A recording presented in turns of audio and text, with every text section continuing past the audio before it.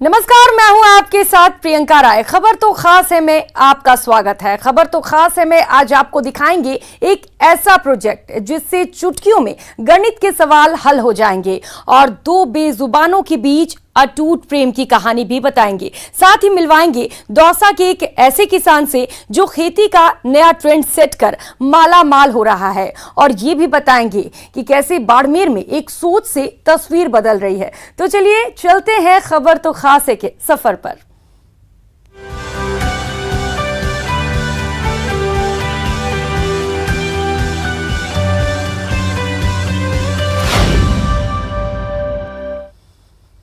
इंसान और बेजुबानों के बीच की कई कहानी आपने देखी सुनी होगी, लेकिन ये मामला दो बेजुबानों के बीच अटूट प्यार का है। ये कहानी दो घोड़ियों की है। इनमें से एक जब बीमार होने पर अस्पताल ले जाया जाने लगा तो दूसरी एम्बुलेंस के पीछे 8 किलोमीटर तक दौड़ती रही। दो बेजुबान बहनों के बीच प्यार की ये कहानी आपको भी इमोशनल बना देगी।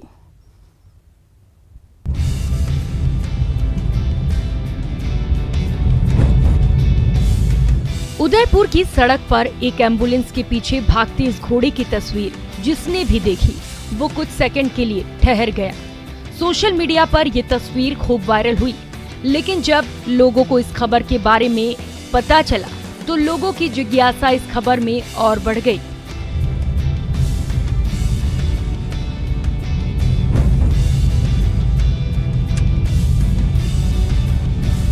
दरअसल ये तस्वीर एक बेजुबान के प्यार की कहानी बयां कर रही है। सड़क पर एक पशु एम्बुलेंस में एक बीमार की घोड़ी को इलाज के लिए ले जाया जा रहा है। दौड़ती कोई और नहीं, उसकी बहन है। एक घोड़ी के बीमार होने की कॉल पर एनिमल एंड सोसाइटी के लोग एम्बुलेंस लेकर हरिदास जी की मगरी क्षेत्र पहुंचे और उसे इलाज के लिए ले जाने लगे, लेकिन उसकी बहन भी एम्बुलेंस के पीछे करीब 8 किलोमीटर तक दौड़ती हुई अस्पताल तक पहुंची। रेस्क्यू करके और एम्बुलेंस में शिफ्ट करके हॉस्पिटल ला रहे थे, तभी एम्बुलेंस चालक ने देखा कि पीछे पीछे एक घोड़ी आ रही है। तो फिर हमने एम्बुलेंस धीरे धीरे 5 या 7 की स्पीड में लाए और हॉस्पिटल घोड़ी को लेके आए इलाज के लिए। तो देखा कि जो उसकी बहन थी वो भी एम्बुलेंस के पीछे पीछे साथ में आ गई। बेजुबानों के बीच रिश्ते और भावना को बताने वाले इस तस्वीर को जिसने भी देखा वो इसका कायल हुए बगैर नहीं रह पाया। यह मेवाड़ है।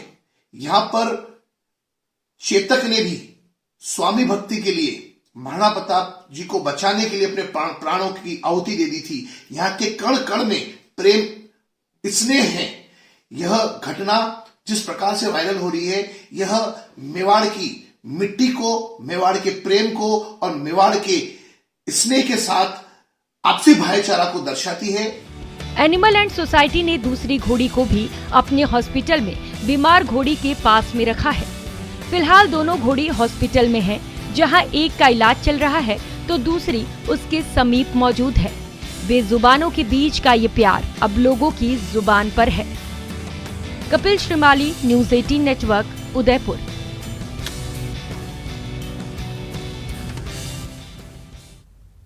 जोधपुर के केंद्रीय विद्यालय के 2 शिक्षकों ने बच्चों को गणित सिखाने के लिए एक ऐसा प्रोजेक्ट तैयार किया है जिसे न केवल एनसीईआरटी से खास पुरस्कार मिला है, बल्कि इस प्रोजेक्ट से बच्चे खेल खेल में गणित सीखने भी लगे हैं। मैंने ये डाइस किया और मेरा ऑड है और इसका इवन है। ये 4 है जो इवन है, तो इवन मेरी बारी आई तो 1 2 3 4। आप प्लस करके देख लीजिए, सारे कॉलम्स में कम एक आएगा। इसका आंसर है 15। जोधपुर के केंद्रीय विद्यालय 1 में पढ़ने वाले इन बच्चों को गणित से अब डर नहीं लगता, बल्कि खेल खेल में ये बच्चे मैथ्स के मुश्किल से मुश्किल सवाल का हल निकाल लेते हैं। हमें मैथ्स से डर नहीं लगता। जो पहले लोग मैथ्स से डरते कि अरे इसमें कैलकुलेट करना पड़ेगा, बहुत याद करना पड़ेगा, उसको रटना पड़ेगा, इसे गेम समझ कर इसे खेले तो बहुत बेनिफिट होगा हमारा। और हमको एडिशन में ना डर भी नहीं लगेगा, एडिशन हमारे लिए इजी रहेगा। अगर हमें मैथ्स नहीं आती है तो हम इसे इजीली सीख सकते हैं, और अगर हमें मैथ्स से डर भी लगता है तो ये हमारे लिए एंजॉय हो सकता है। इन बच्चों के दिलों में मैथ्स के प्रति डर निकला है शिक्षक दंपति पंकज सोरल और सुमन सोरल की मेहनत की वजह से, जिन्होंने maths phobia now no more amazing maths ये दिल मांगे मोर नाम का प्रोजेक्ट तैयार किया है। Maths phobia now no more, amazing maths ये दिल मांगे मोर। गणित का जो भूत है उसे बच्चों के लिए बहुत ही आसान तरीके से समझाने के लिए नवाचार किया गया है जोधपुर के केंद्रीय विद्यालय क्रमांक 1 के अध्यापकों द्वारा, और इसे एनसीईआरटी के द्वारा प्रथम पुरस्कार के लिए भी चयनित किया गया है। ये प्रोजेक्ट बनाने वाले पंकज सोरल और सुमन सोरल का कहना है कि एक समय में उनकी बेटी को गणित से डर लगता था और उसे दूर करने के लिए उन्होंने कुछ खास ट्रिक्स अपनाए थे, और अब उन्होंने उन्हीं ट्रिक्स को गेम्स की शक्ल देकर नया प्रोजेक्ट बनाया है जिससे बच्चे खेल खेल में मैथ्स के प्रॉब्लम सॉल्व कर सकते हैं। सबसे पहले हमने इनको इंस्ट्रक्शनल शीट्स के माध्यम से बहुत सारे खेल कराए। जैसे इनका जो मोबाइल नंबर होता है, अपने मोबाइल नंबर से ये अपने जन्म की तारीख निकाल लेते हैं। तो मोबाइल नंबर को कुछ उनमें से डिजिट्स लेके उसको बड़ा डिजिट बनाना, छोटा डिजिट बनाना, एडिशन करना, सब्ट्रैक्शन करना, अपनी जन्म की तिथि ये निकाल लेते हैं। उसी मोबाइल नंबर से सर ये अपना जो जन्म का साल है इनका, ये वो भी निकाल लेते हैं। Maths phobia now no more, amazing maths ये दिल मांगे मोर।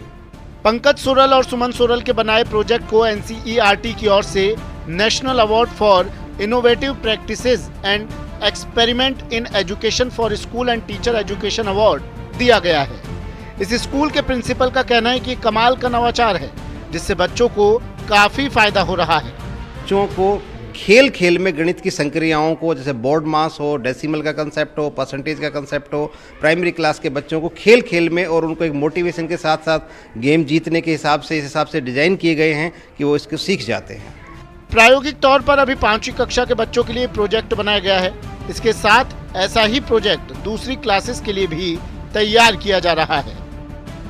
रंजन दवे, न्यूज़ 18 राजस्थान, जोधपुर। और अब आपको मिलवाते हैं एक अनोखे कलाकार से जो विदेश से आकर बीकानेर में ऐतिहासिक इमारतों की जीवंत तस्वीर कैनवास पर उतार रही है।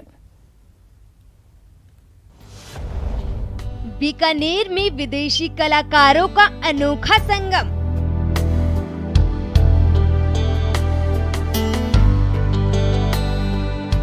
आर्ट इको 2022 में रूसी छात्रों ने बनाई पेंटिंग।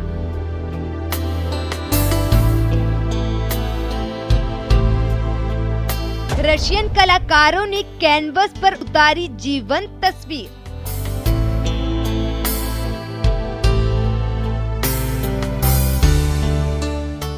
सामने कैनवस और उस पर बीकानेर की ऐतिहासिक इमारतों को कैनवस पर उकेरते ये कलाकार रशिया से भारत आए हैं। ये कलाकार श्रेयसी इंटरनेशनल की ओर से आयोजित annual art project art eco 2022 के तहत अपनी कला दिखा रहे हैं।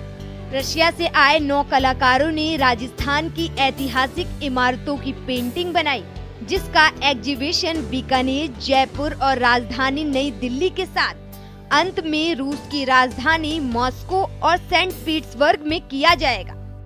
ये लोग अलग अलग देशों से हैं। इस वक्त यहाँ पे ज़्यादातर आर्टिस्ट जो हैं वो रशिया से आए हुए हैं और हमारे हिस्टोरिकल जगहों की जितनी भी सांस्कृतिक धरोहर है हमारी, उनकी पेंटिंग्स बना रहे हैं। इनकी आखिर में 1 तारीख को एक एग्जीबिशन लगेगी बीकानेर में, उसके बाद इसकी एग्जीबिशन लगेगी जयपुर में, और जो इन सारी पेंटिंग्स को हमारा ये कार्यक्रम 14 जून तक चलेगा। अलग अलग सिटीज़ में, स्टेट्स में, कश्मीर से लेके लेह तक जाएंगे, और फाइनल जो एग्जीबिशन है वो सेंट पीटर्सबर्ग और मॉस्को में भी लगेगी। आर्ट इको में शामिल होने आई रूसी छात्रा एट्रीना ने कहा कि ये उनकी पहली भारत यात्रा है। हम लोगों ने एक अद्भुत देश की यात्रा कर यहाँ की ऐतिहासिक धरोहर को देखकर रोमांचित हुए। एट्रीना ने यूक्रेन और रशिया के युद्ध पर अपनी प्रतिक्रिया देते हुए कहा कि युद्ध से किसी का भी भला नहीं होगा। This is our first visit to India. We are very interested to see amazing country, get acquainted with Indian artists, visit various beautiful places and paint our pictures. There are a lot of impressions. We are delighted with all around. I think that Russia and Ukraine are friends. Art eco 2022 के तहत देश और विदेश से आए 84 कलाकार 10 दिवसीय camp में शामिल हुए हैं, जिसमें से 9 रशियन कलाकार बीकानेर में ऐतिहासिक धरोहर की जीवंत पेंटिंग बनाकर संस्कृति का आदान प्रदान का संदेश दे रहे हैं। न्यूज़ 18 बीकानेर। और अब बात दौसा के एक ऐसे किसान की जो इलाके के लिए प्रेरणा है। बंजर भूमि में थाई एप्पल बेर लगाए 3 साल में माला माल हो गए हैं और हर साल अब लाखों की कमाई कर रहे हैं। ये रिपोर्ट देखिए। एक आइडिया से चमकी किसान की किस्मत। थाई एप्पल बेर की बागवानी ने किया कमाल। किसान विजय सिंह हो गया माला माल। खेती का नया ट्रेंड, आमदनी की गारंटी।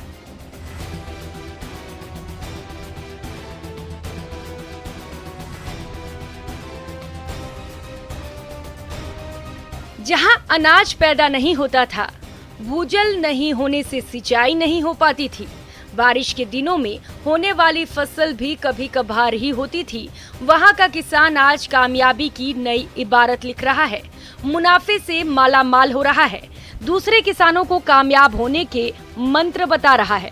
जी हां, दौसा के किसान विजय सिंह ने असंभव को संभव कर दिखाया है। अरे ये खेत है, यहाँ बंजर जमीन थी, या में कोई पैदा को ची 10 बीघा जमीन थी, और या में हमने कृषि अधिकारी इनसे जब संपर्क आयो तो थाई एप्पल बेर लगाया। तो थाई एप्पल बेर सु दूसरी तीसरी साल हुई है और इनसु लाभ मिलो। हमको लाभ मिलो तो 40-50 किलो प्रति पेड़ का हिसाब से हमको ये पेड़ फल दे रो छे, और 40 से 45 से 35 रुपये किलो प्रति हिसाब से भाव से बिक रो छे। तो हमको अच्छो लाभ मिलो, और हमारे आसपास का जो भी किसान देख रहे हैं वो सभी आपको अपनावा की तैयारी कर रहा है। कम पानी की ये फसल है। 10वीं तक पढ़े लिखे विजय सिंह खेती किसानी पर ही निर्भर थे। बाजरा, सरसों और गेहूं की खेती कर रहे थे, जबकि पारिवारिक खर्चे बढ़ते जा रहे थे। ऐसे में इन्हें खेती में कुछ नया करने की जरूरत महसूस हो रही थी। विजय को कृषि अधिकारियों का मार्गदर्शन मिला, जिसके बाद इन्होंने अपने भाई की मदद से 10 बीघा जमीन में लगभग 1000 थाई एप्पल बेर के पौधे लगाए। 2 साल तक कोई लाभ नहीं मिला, लेकिन तीसरे साल में एक पौधे से लगभग 50 से 70 किलोग्राम बेर की पैदावार मिल रही है। विजय सिंह अब स्थानीय मंडियों के साथ दिल्ली और आगरा तक अपने बेर भेजकर अच्छा मुनाफा कमा रहे हैं। श्री विजय सिंह जी गुर्जर निवासी झीरन ने कृषि विभाग के अधिकारियों के मार्गदर्शन के द्वारा 10 बीघा पक्की भूमि में थाई एप्पल बेर का बगीचा लगवाया था। इस वर्ष इस बगीचे में इन्हें अच्छा उत्पादन मिल रहा है, और जो खास बात यह है कि इस जो जमीन है ये बिल्कुल ही कम उपजाऊ वाली थी, पानी की कमी थी, लेकिन विजय सिंह जी के द्वारा अब इस जमीन में थाई एप्पल बेर की बहुत ही शानदार जो है पैदावार ली जा रही है। विजय सिंह के पास अब दूर दूर से किसान पहुंच रहे हैं। थाई एप्पल की खेती का गुर सीख रहे हैं, क्योंकि खेती के नए ट्रेंड में आमदनी की गारंटी जो है। दौसा से न्यूज़ 18 राजस्थान के लिए आशीष शर्मा की रिपोर्ट। और अब बात बाड़मेर के एक ऐसे किसान की, जिन्होंने रेतीले धोरों पर सागवान की फसल लगाकर न केवल अपनी तकदीर बदल ली है, बल्कि दूसरों के लिए भी मिसाल बन गए हैं। बाड़मेर के निम्बानियों की ढाणी में रेतीले धोरों पर तेज हवा के झोंकों के बीच झूमते ये सागवान के पेड़ खेताराम की सफलता की कहानी बयां कर रहे हैं, जिन्होंने रेलवे की नौकरी से वीआरएस लेकर कुछ अलग करने की ठानी थी। अलग करने की चाहत अपने और अपने परिवार के लिए, सुखद भविष्य के लिए ही उन्होंने अपनी पत्नी कमला देवी के साथ मिलकर 2017 में सागवान के 225 पौधे लगाए थे, जो अब विशाल वृक्ष बनने की राह पर हैं। पौधा पानी पिलाना पड़े, कम पिलाना पड़े। 3 वर्ष तक तो पानी मैंने पिलाना पड़े। बाजार में लान 27,000 रो साली में पानी आओ तो 25,000 रो ठीक टैंकर। इन साल में पानी डलाना नहीं पड़ी हुई, और हर साल में 2 बार कटिंग करनी पड़े। नहीं 2 बार कटिंग करनी पड़े।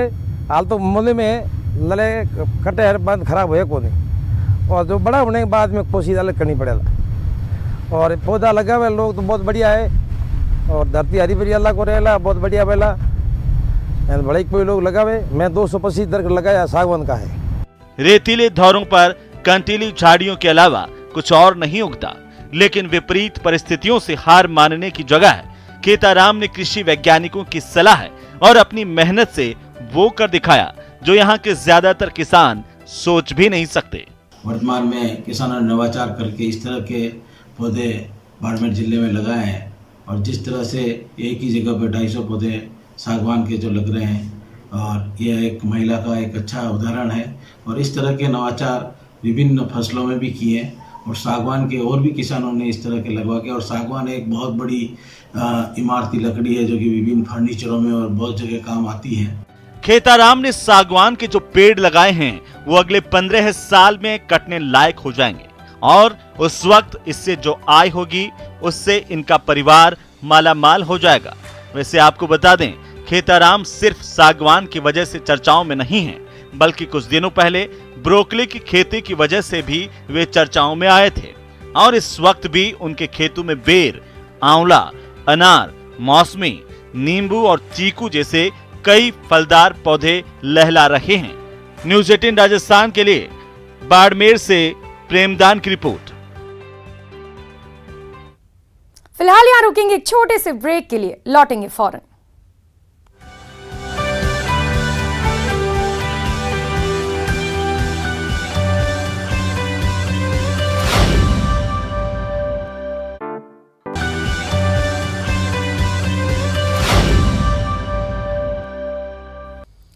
मरुधरा की बूंदी में जिला प्रशासन, नोबेल पुरस्कार विजेता कैलाश सत्यार्थी की टीम और विभिन्न विशेषज्ञ संस्थानों की मिलकर कंजर समुदाय का पिछड़ापन दूर करने और उन्हें समाज की मुख्य धारा से जोड़ने के लिए विशेष प्रयास कर रहा है।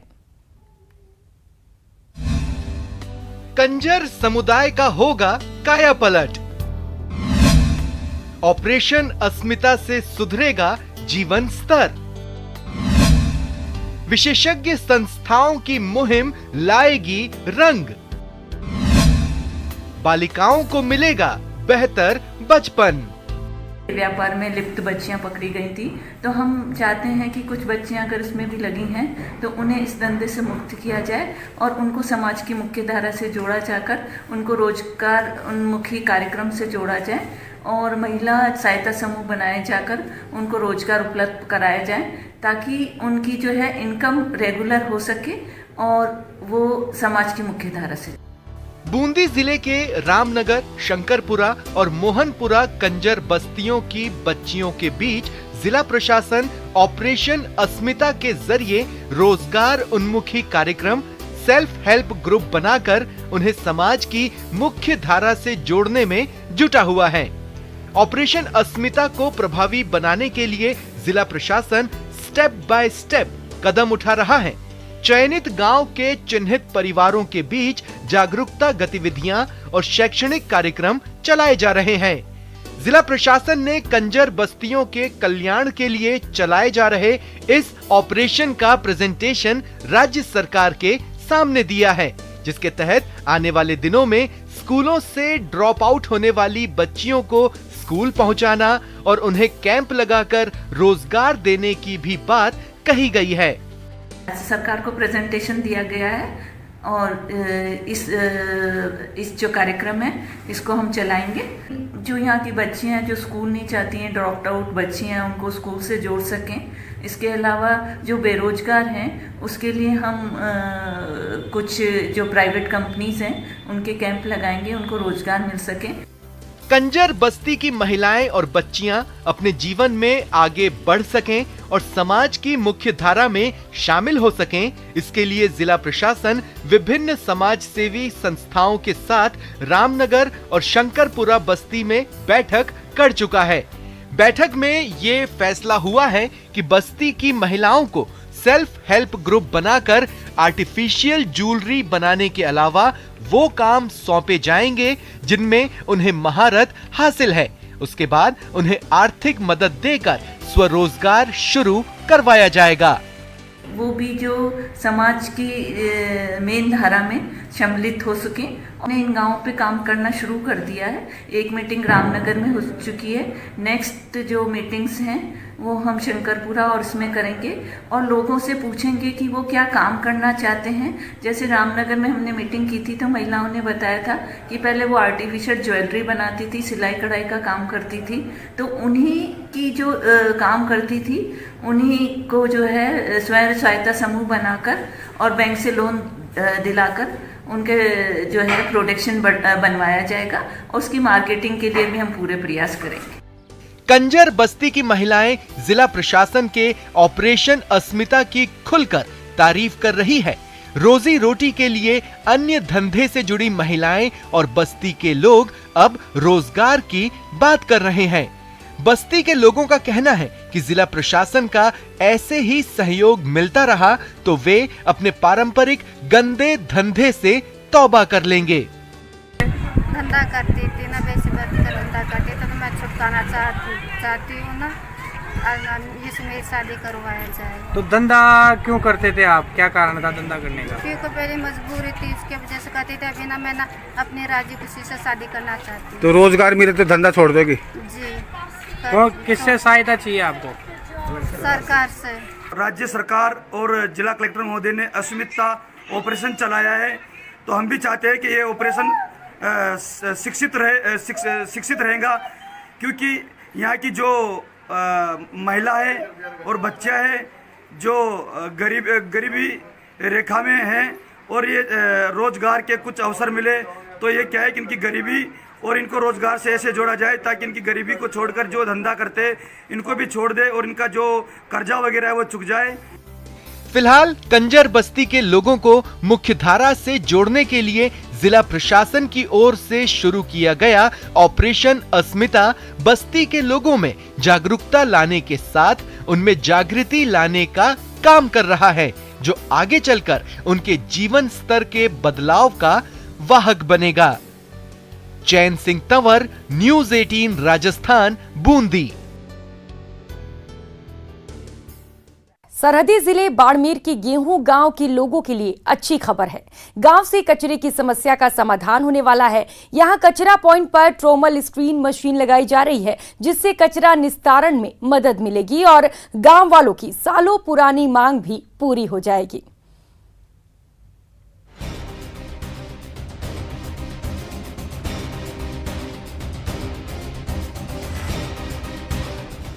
ट्रोमल स्क्रीन मशीन गांव का कायापलट कर देगी। ये मशीन कमाल करने वाली है। आइए जानते हैं ये काम कैसे करेगी। जब सूखे कचरे को मशीन में डालेंगे तो उसमें से पत्थर, रेत, पॉलिथीन अलग अलग हो जाएंगे। फिर इससे खाद बनाई जाएगी। पॉलिथीन और दूसरा सामान कारखानों में काम आ सकेगा। इस तरह से गांव से कचरे की सफाई होगी। गांव वाले काफी समय से इसकी मांग कर रहे थे। उनका कहना है अब ट्रोमल मशीन लगने से गंदगी के साथ साथ बीमारियों से भी मुक्ति मिलेगी। काम का गंदे नौकिया से बाड़मेर से गेहूँ, क्योंकि खाने रोटी खाने से गेहूँ रहे बड़ी मुश्किल थी। हमें ये मेवारा भी MLA साहब को धन्यवाद है, ये मशीन लगाई है। तो मशीन लगाइए, गंदगी मिट जाए तो हमारा गाँव सुधार हो जाए। गांव में कचरा जमा होने से ग्रामीण काफी परेशान थे। इसके खिलाफ कई बार प्रदर्शन भी किया गया। आखिरकार बाड़मेर विधायक और वर्तमान राजस्थान गौ सेवा आयोग अध्यक्ष मेवाराम जैन ने साउथ वेस्ट माइनिंग कंपनी से बात की और मशीन लगाने का रास्ता साफ हुआ। इसके बाद CSR मद से यहां मशीन और JCB मशीन लगाई गई। गेहूं के कचरा पॉइंट में लगी मशीन की मॉनिटरिंग नगर परिषद करेगी। कचरा साफ करने के लिए टेंडर किया जाएगा। टेंडर जारी होने के 8 महीने के अंदर कचरे का निस्तारण किया जाएगा। ये वेस्ट मैनेजमेंट कोई भी शहर के लिए बहुत इम्पोर्टेंट है और जो लेगेसी वेस्ट यहाँ पे पड़ा था उसके लिए कार्य योजना बनाई गई और उसमें जो प्लास्टिक वेस्ट है उसको किस तरह से अलग किया जाए श्रेडर मशीन के थ्रू, उसमें जो फंड्स की रिक्वायरमेंट थी उसके लिए मैं धन्यवाद देना चाहूँगा SWML का कि उन्होंने वो आ गया है और उन्होंने मशीन प्रोवाइड की। इसके अलावा जो वेट वेस्ट है उसको भी कंपोस्टिंग अब यहाँ शुरू की जा रही है। तो आगे जो एक बार लेगेसी वेस्ट को हम पूरा ट्रीट कर लेंगे, जब ये यहाँ से डंप पड़ जाएगा तो जो भी पर डे वेस्ट आता है उसको उसी दिन वेट वेस्ट और ड्राई वेस्ट में अलग किया जाकर और ट्रीट किया जाए। बाड़मेर शहर की और यहाँ के ग्रामीण वासियों की सबसे गंभीर समस्या इस ठोस कचरा की थी और जिसकी वजह से सब प्रभावित हो रहा था, शहर प्रभावित हो रहा था, यहाँ के ग्रामीण प्रभावित हो रहे थे। और ये जो समस्या है इसका जो आज समाधान होने जा रहा है, अभी विद्युत उद्घाटन हुआ। मैं साउथ वेस्ट के कंपनी को, नगर परिषद को, प्रशासन को, कलेक्टर साहब को, सबको धन्यवाद देना चाहूँगा कि सभी ने इसमें सहयोग किया। गांव के लोगों का संघर्ष अब जाकर रंग लाया है। गांव को साफ सुथरा रखने की ग्रामीणों की जिद के आगे प्रशासन को झुकना पड़ा। देर से ही सही गांव वालों की जीत हुई। ट्रॉमल मशीन लगने से अब गांव साफ सुथरा नजर आएगा। कचरे के ढेर अब गांव में नहीं दिखाई देंगे। गांव में बीमारियां भी कम होंगी। तभी तो गांव असल में खुशहाल होगा। न्यूज़ 18 राजस्थान के लिए बाड़मेर से प्रेमदान देथा की रिपोर्ट। खबर तो खास है में फिलहाल इतना ही। मुझे दीजिए इजाजत। नमस्कार।